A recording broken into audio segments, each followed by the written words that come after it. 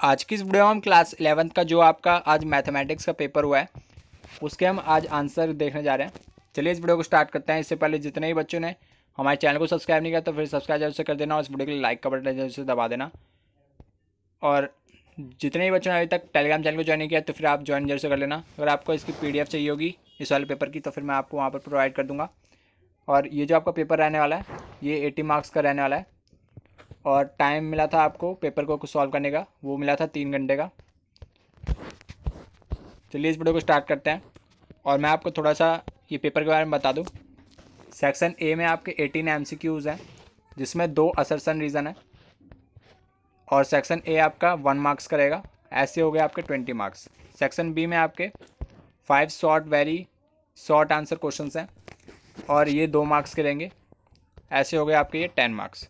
और section C में आपके 6 शॉर्ट आंसर हैं जो 3 मार्क्स के रहेंगे और ऐसे हो गए आपके ये 18 मार्क्स। और ऐसे ही सेक्शन डी में आपके 4 लॉन्ग आंसर क्वेश्चंस थे जो 5 मार्क्स के रहेंगे।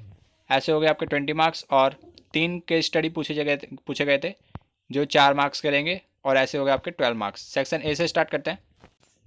यहाँ पर आप देख सकते हैं सेक्शन ए में जो आपका फर्स्ट क्वेश्चन था यहाँ पर आपको 2 फाइनाइट सेट लेने के लिए बोला था और ये था आपका M और N एलिमेंट्स। इसके अंदर M और N एलिमेंट्स थे और ये वाला क्वेश्चन मैंने आपको करा भी रखा है। अगर आपने सैम्पल पेपर वाली वीडियो देखी होगी तो फिर मैंने आपको सेम टू सेम यही वाला क्वेश्चन कराया था और यही वाला क्वेश्चन आपके पेपर में आ गया। तो फिर इसका जो आपका करेक्ट आंसर होगा वो होगा option number B 7,4। Question number 2 में जो आपका करेक्ट आंसर होगा वो होगा option number C. Question number 3 में जो आपका करेक्ट आंसर होगा वो होगा आपका बी 4। और फोर्थ क्वेश्चन में जो आपका करेक्ट आंसर होगा वो होगा option number C. Question number 5 में जो आपका करेक्ट आंसर होगा वो होगा option number D. Question number 6 में आपका करेक्ट आंसर होगा ऑप्शन नंबर ए -15। और 7th में आपका करेक्ट आंसर होगा ऑप्शन नंबर सी। और 8th क्वेश्चन में आपका करेक्ट आंसर होगा option number A 12। 9th question भी आपका सैम्पल पेपर का आ रखा है, इसका आपका आंसर होगा ऑप्शन नंबर सी 2। और 10th क्वेश्चन में आपका करेक्ट आंसर होगा option number B. 11th question में आपका करेक्ट आंसर होगा option number A 0। 12th question भी आपको मैंने सेम टू सेम करा रखा है, इसका आंसर मैंने आपको बोला था कि आप इसको सॉल्व कर सकते हैं और इसका जो आपका आंसर आता है वो आता है 1/2। 13th क्वेश्चन में आपका करेक्ट आंसर होगा ऑप्शन नंबर ए 1। 14th क्वेश्चन में आपका जो करेक्ट आंसर होगा वो होगा ऑप्शन नंबर ए -i। और यहाँ पर ये जो आपका 15 का आंसर होगा वो होगा ऑप्शन नंबर बी। 16 का आपका आंसर होगा ऑप्शन नंबर ए। 17 में आपका करेक्ट आंसर होगा ऑप्शन नंबर बी। 18 में जो आपका करेक्ट आंसर होगा वो होगा ऑप्शन नंबर सी 70-100। अब यहाँ से आपके असर्शन रीजन वाले क्वेश्चन स्टार्ट हो गए। 19th क्वेश्चन में जो आपका करेक्ट आंसर होगा वो होगा option number D A is false but R is true. और 20 में भी आपका सेम आंसर रहेगा A is false but R is true. यहाँ से आपका सेक्शन सी स्टार्ट होता है। यहाँ पर आपको वैन डायग्राम ड्रॉ करना था। ए इंटरसेक्शन बी का होल ब्रैकेट कॉम्प्लीमेंट।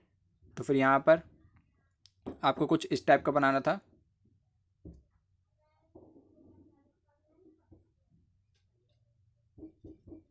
और यहाँ पर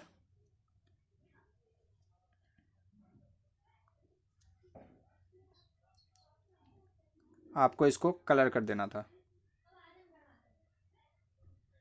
बस यहाँ पर आपको बीच का पार्ट छोड़ देना था। ये आपका इसका आंसर हो जाता। और जो आपका 22 क्वेश्चन है इसका जो आपका करेक्ट आंसर होगा वो होगा यहाँ पर आपका इसका आपका आंसर होगा 11 आपका करेक्ट आंसर होगा।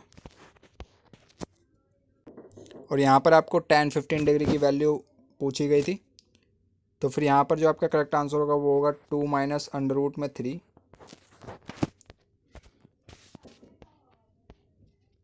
और यहाँ पर आपको नंबर ऑफ़ रिलेशंस बताने थे A to B, तो फिर इसका आपका करेक्ट आंसर होगा 2⁴ यानी कि 16।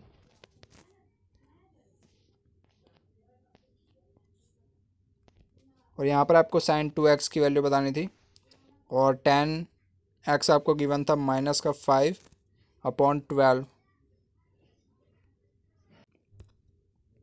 इसका आपका आंसर होगा -10120/169। ये होगी आपकी sin 2x की वैल्यू। और ये वाला क्वेश्चन आपका NCERT का ही प्रूफ था, तो ये आपने कर ही लिया होगा। और ये भी आपका प्रूफ बहुत सिंपल ही था। मैं यहाँ पर आपको टिक मार्क वाले सारे के सारे आंसर बता दूंगा। और ये जो आपका 29 वाला के जो आंसर होगा, 29 का जो आपका आंसर होगा, ये होगा आपका 0 डिग्री, या फिर आप पाई रेडियन भी ले सकते हैं। और यहाँ पर ये जो आपका 30th क्वेश्चन है, ये भी आपका NCERT का ही है। उम्मीद करता हूँ आपसे नया क्वेश्चन कर लिया होगा। और इस वाले क्वेश्चन में आपको ग्राफिकली रिप्रेजेंट करना था, तो फिर ये भी आपका NCERT का ही है। और यहाँ पर 32 क्वेश्चंस में आपको डोमेन और रेंज बतानी थी। डोमेन आपकी सारी की सारी रियल वैल्यूज़ हो जाएंगी, और जो आपकी इसकी रेंज होगी वो होगी 1/3 से लेकर +1 तक। अब यहाँ पर ये जो आपका नेक्स्ट क्वेश्चन है, इसमें आपको ये बताना था कि एग्जैक्टली 3 गर्ल्स कम्युनिटी में से अगर कंसिस्ट की जाती है तो फिर कितने आपके आउटकम्स बनेंगे। तो फिर ये आएगा आपका 504। सेकंड वाले का आंसर होगा 588 और थर्ड वाले का आपका आंसर होगा 1632। NCERT का ही क्वेश्चन था, उम्मीद करता हूँ आपसे निकल लिया होगा। ये भी आपका NCERT का ही क्वेश्चन। और यहाँ पर आपको 34 क्वेश्चन में प्रूफ करना था, तो आपने प्रूफ कर लिया होगा।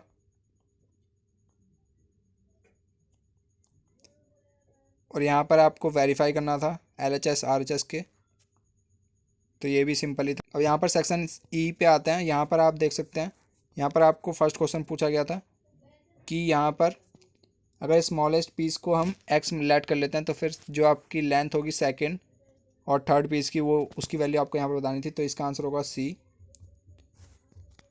और जो आपका सेकंड क्वेश्चन है, इसका आंसर होगा option number A 8 centimetre. Third question में जो आपका करेक्ट आंसर होगा वो होगा ऑप्शन नंबर B 22। फोर्थ में आपका करेक्ट आंसर होगा option number B 8 close bracket 8 to 25। और यहाँ पर जो आपका नेक्स्ट केस स्टडी है, इसके करेक्ट आंसर देख लेते हैं। यहाँ पर जो इसका फर्स्ट का आंसर होगा वो होगा 840। सेकंड का आपका आंसर होगा 360।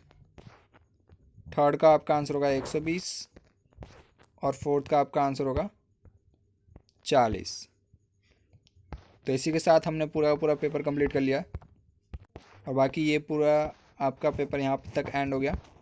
और यहाँ पर ये आपका एज इट इज़ NCERT में भी क्वेश्चन है, आपको इसको सिंप्लीफाई करके स्टैंडर्ड फॉर्म में कन्वर्ट करना है।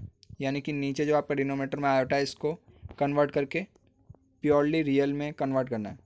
तो फिर प्योरली रियल नंबर में कन्वर्ट करने के बाद यहाँ पर आपको x और y की वैल्यू पूछी है, तो फिर ये भी आपका आंसर हो गया होगा। तो फिर ये पूरा आपका पेपर था। उम्मीद करता हूँ आपसे ये वाली जो आंसर की है वो आप सभी को समझ में आ गई होगी। अगर फिर भी कोई डाउट है तो फिर आप कमेंट सेक्शन में बता सकते हैं। चलिए मिलते हैं आपसे नेक्स्ट वीडियो में किसी डॉक्टर साहब तक ले। जय हिंद, जय भारत।